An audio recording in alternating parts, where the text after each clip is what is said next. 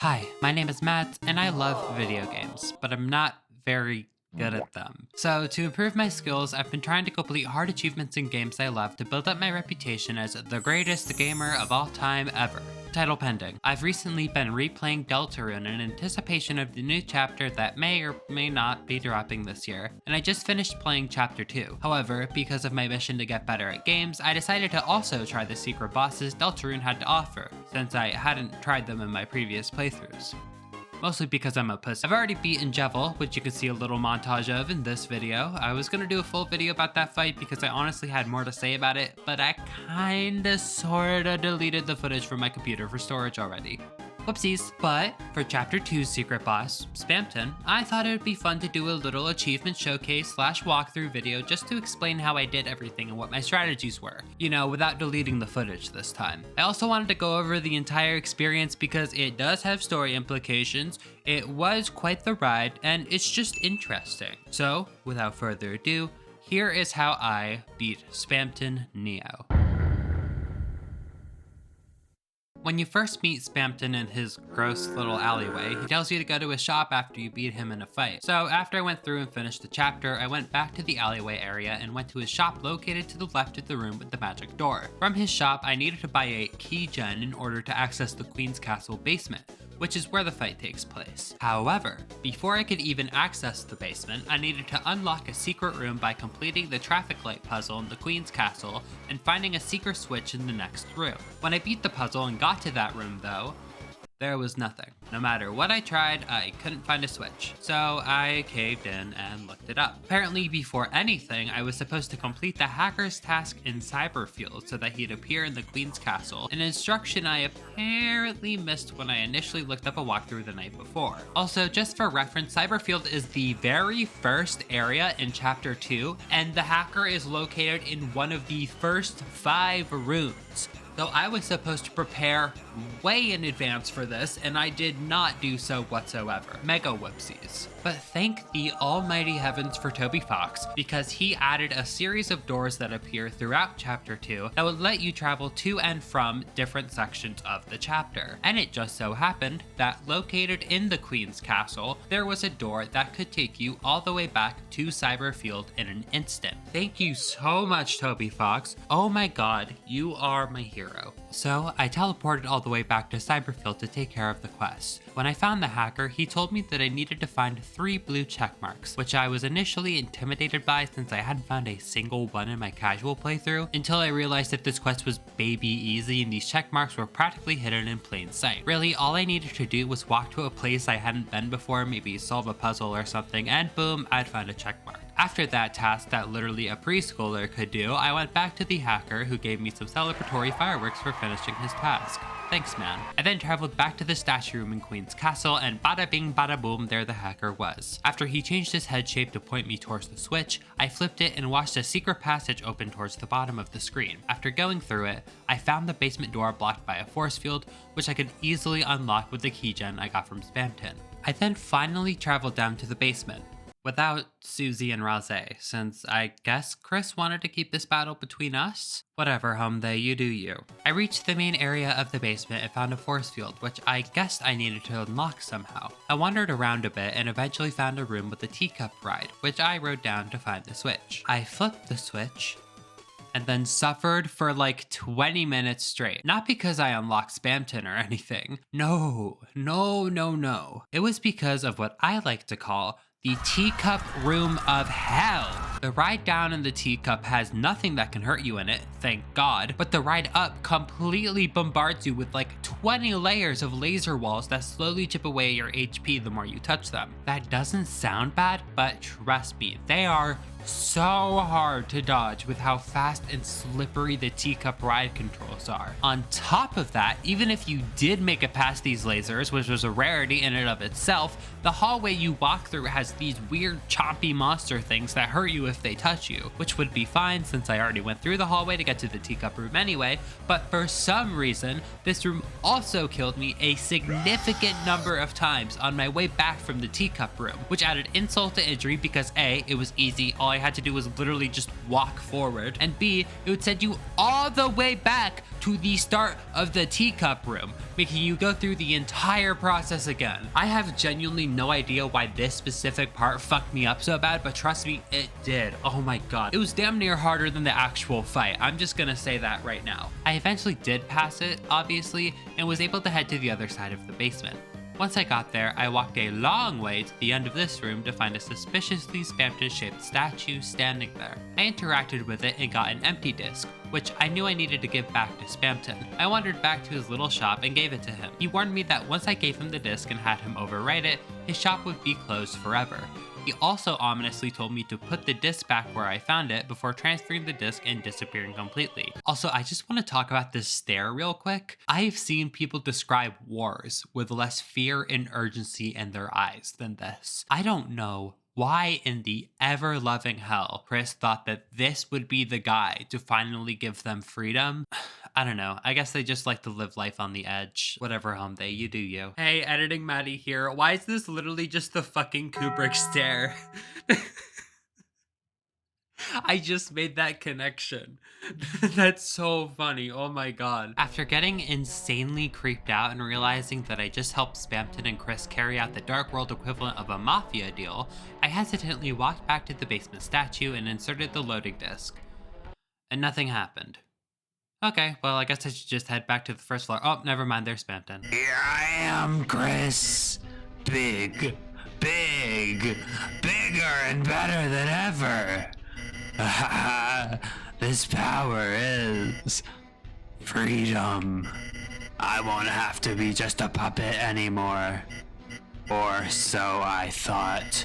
What are these strings? Why am I not big enough? It's still dark, so dark. Chris crisscross applesauce. That's right, you.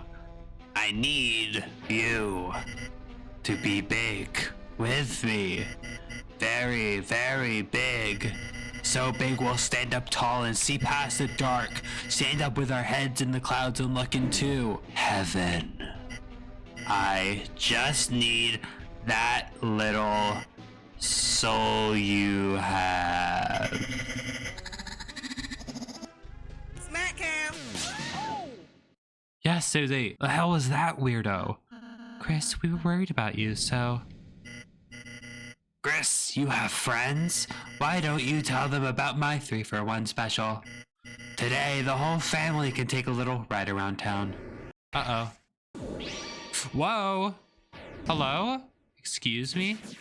Oh.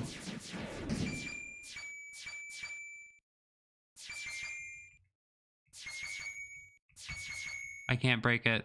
I can't. Oh, hold Z. Okay.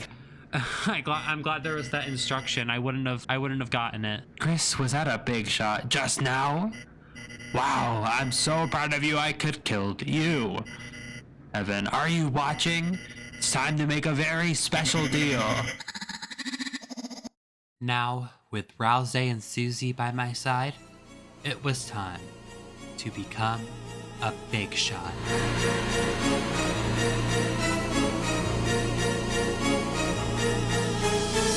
The strategy I took to beat this fight was the pacifist strategy, which just involved me using Snap and Snap All to snap Spamton's wires, which in turn increased his mercy. Once I reached 100% mercy, I could then spare him and the battle would be won. However, I had to dodge his attacks in between every turn, and even if I did survive an attack, it wasn't a guarantee that I would have built up enough TP or tension points to use the Snap Axe. Plus, for Snap All, the act that deals the most mercy, I needed all 3 of the Fun Gang to be alive as well as enough TP. So it wasn't just a matter of spamming the act every single turn. My first attempt was expectedly pretty bad. I didn't remember how to charge even though it literally showed me how in the fight intro, so I didn't do it.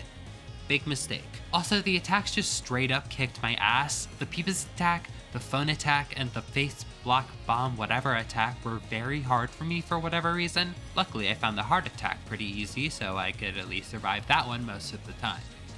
Emphasis on most. Unfortunately, the main downfall of this battle, besides me not being able to dodge any of the attacks, was the fact that I had like 3 healing items and not enough money to completely stock up on them. For some reason, it didn't occur to me that I could just farm an easy fight for more money to buy items with, so for the first 4 or so attempts, I was only able to afford what selling all of my items could get me. Great, now I'm underprepared and broke. My main strategy was just trying to use Snap All and Snap as much as possible, which, to be fair, is the correct strategy. However, it doesn't work unless you can dodge and recover from the attacks, which I sadly could not. Thus ends my first attempt at Spamton NEO. I decided to go back to the Queen's Cafe to buy a couple more butt juices, yes that's what they're called, before heading back to the basement to fight the spamster. My second attempt didn't go much better even with the extra healing items. On the plus side, I did find out how to use Supercharge. I only used it once, but at least I knew what it was now. Progress, people, progress. I was still getting my ass handed to me by the peepus in the phone attack, and my lack of using charge shots or supercharge definitely hurt me as well. Even the diamond heart attack was a struggle for me, as it was what did me in and ended this attempt. This fight was gonna take a bit. I went to the scrap shop for some cheaper healing items before going back to the basement for my third attempt. The extra healing items did help a bit, but ultimately I still sucked at dodging every attack, so I did indeed die. This time during the face attack. In my defense, this one's hard.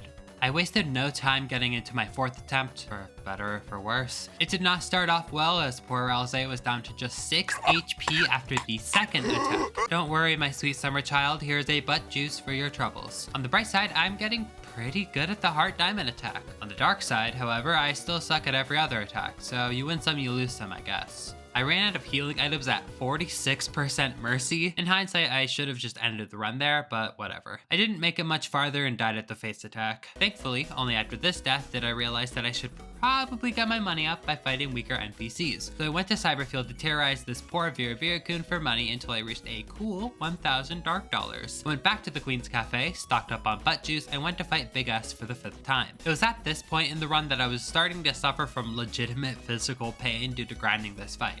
And by that, I just mean my back started to hurt because I was hunched over in my chair like a little goblin. But it was still pain nonetheless. The phone attack was still completely shitting on me, so nothing was new there. However, I died to the diamond heart attack, which honestly made me wish I had just died to the phone attack since it would have been easier to justify. Not much to say about the 6th attempt either, except for the fact that I wasted a turn by accidentally healing Ralze, the character that can literally just heal himself instead of Susie. Pro gamer move right there. Anyways, I died to the face attack on a crushing, but not surprising, blow. And then there was attempt 7. Started off strong with the first attempt damaging Ralze halfway and completely nuking Chris. I was able to heal them though and carried forward. I was thankfully able to no-hit the next couple of attacks before facing the dreaded Peepus. I did take some damage here, but only 2 hits. Can't say the same about the phone though, that one's still kicking my ass. Susie died during the heart attack, which was embarrassing, but I quickly healed her like nothing happened. Because it didn't. I passed this attack while only getting hit once, a new personal best for me. Oh, please folks, stop it, you're making me blush. Okay, never mind, keep going. I still had plenty of healing items at this point, which is good because I was gonna need them after the face attack. Or not, I guess. This works too. At this point, I was getting a little greedy with my snapping, but truthfully, I was more focused on dealing mercy rather than saving my party. Probably not the best strategy, but I've never been the sharpest tool in the shed. I immediately switched tactics though, and just focused on making sure I didn't lose any party members during the attack, because then I wouldn't be able to use Snap All. Only for me to lose Ralze and Susie just a couple of turns later. Yeah, double homicide. Good going, me. But good news, folks, I had hit 75% mercy, which means the second phase of the fight starts. I dealt more mercy in this phase, and also Spamton was getting a shit rocked by himself, which definitely helped considering my dead team and lack of heals. Then, the big shot arrived. The big final blow, the big kahuna. This one was pretty easy, admittedly. I just had to dodge some simple attacks and then one big attack at the end. Also, Ralze's back! Hey baby, missed you! After a couple more rounds of attacks and a healed Susie, I had hit 95% mercy, which means it would only take one more Snap All to end this whole thing. So, I went to the act menu and selected Snap All, breathing a metaphorical sigh of relief as I realized that I had done it. My wires, they're almost gone. Chris, you're gifting me my freedom? Chris, after everything I did to you, after all the unforgettable deals, free chromer I gave you, you're finally repaying my generosity? Chris, I understand now the greatest deal of all. Friendship! Chris, my days as long-nosed doll are over. Cut that wire and make me a real boy. Are you watching Heaven? It's time for Spamton's comeback special. And this time I live for myself. No, myself and my friends. Here I go. Watch me fly, mama.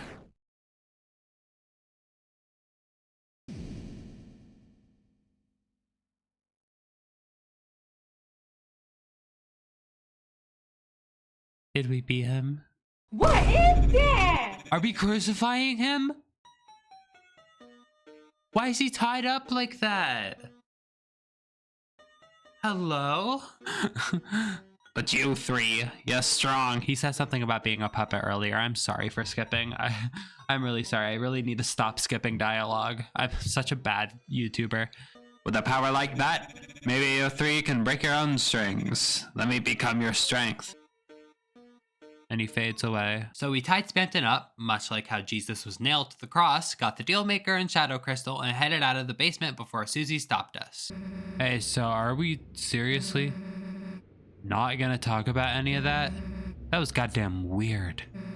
Puppets, strings, hands. What the hell does any of that mean? The way he just broke. I don't think I meant anything, Susie. Seems like it was just a corrupted program. He turned into our ally, so let's just accept it. Chris, you've got goosebumps. You okay?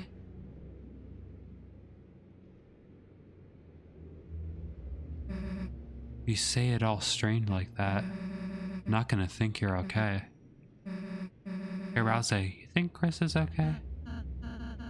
They seem a bit shocked, but Chris doesn't want us to worry, so let's not push them for now. Chris, I'll make some cake for you later, okay? Could even make a chocolate flavored. Butterscotch, cinnamon, whatever you want. Well, their stomach's rumbling, but the goosebumps aren't gone. Chris, if you're cold, you can share my scarf. Sure, Susie could. But no, hell if I'm giving you my jacket. You make me cold, I'm burning you knuckleheads for warmth. Susie! Too late, I already imagine you guys as idiot-scented candles. That got Chris smiling. Let's go. Overall, my Spamton NEO experience was a pretty good one. It only took me 7 attempts to beat as opposed to the 12 it took me to beat Jevil, and it honestly felt a lot more straightforward than I was expecting. With that being said though, some of these attacks were brutal, such as the phone attack and face block attacks. I would never have been able to do this without literally a full inventory full of healing items. But I was able to use my items and defeat Spamton NEO once and for all. I was now, officially, without a doubt, a big shot. Except for the fact that the teacup room still rocked my shit, but whatever, I can only do so much.